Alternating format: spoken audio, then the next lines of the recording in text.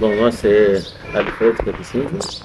Je suis le manager de l'association des diabétiques du Congo. Bien-être, diabète dans le monde du travail. C'est ça, vraiment, le pilier même pour cette année. Mais évidemment, ça englobe d'autres aspects.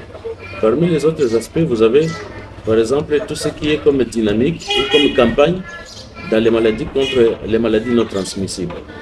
Dans les maladies non transmissibles, c'est par exemple le tabagisme. Quelqu'un peut être travailleur, soit dans un atelier de menuiserie, dans un garage ou je ne sais pas moi. Il est en train de travailler, mais entre-temps, il est peut-être fumeur. Il prend la cigarette. Bon, il faut connaître quelles sont les dispositions à prendre pour essayer d'éviter et de combattre ce genre de comportement, parce que ça peut vous amener des complications qui peuvent nuire à votre santé. Et donc, là, il faut faire un peu attention à cela. Il faut essayer de voir est-ce que votre niveau de sucre dans le sang, est-ce qu'il est correct? Il y a tout un tas de choses. Il y a même des hypertensions qui entrent dans les maladies non transmissibles. Et donc tout ça, même le cancer aussi. Par exemple, la nécessité pour les hommes de se faire dépister chaque fois, par exemple le cancer de la prostate. Tout ça, ça fait partie des obligations pour lesquelles on nous demande depuis 1991 que la Fédération internationale du diabète et l'Organisation mondiale de la santé avaient décidé de consacrer la journée du 14 novembre, qui est une date de la découverte de l'insuline, que ce soit donc une journée dédiée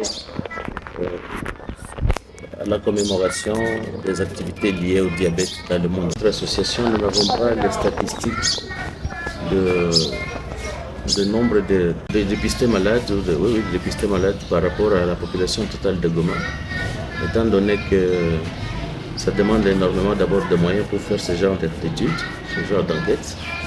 Mais ensuite, nous avons surtout des informations sur le nombre de patients qui viennent à notre centre. Nous n'avons pas le nombre de patients qui vont dans d'autres centres, mais ceux qui viennent chez nous.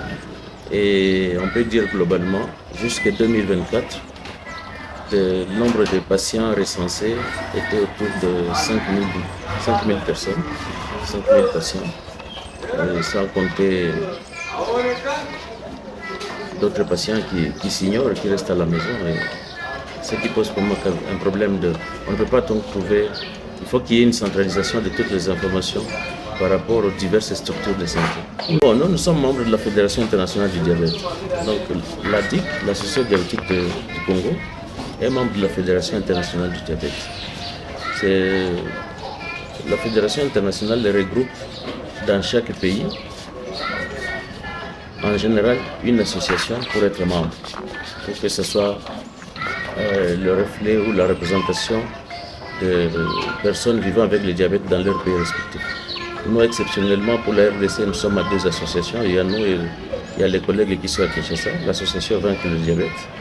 Et donc, nous sommes dans l'obligation de sensibiliser, d'informer la population et de montrer que le diabète, non seulement que c'est une maladie chronique, ça embête et ça fait parfois peur, mais c'est nécessaire de se faire dépister chaque fois, de savoir quel est son état, afin d'éviter certains accidents qui peuvent arriver lorsqu'on est malade. On dit ce que nous allons commencer le 13, le 14 et le 15 de ce mois de novembre.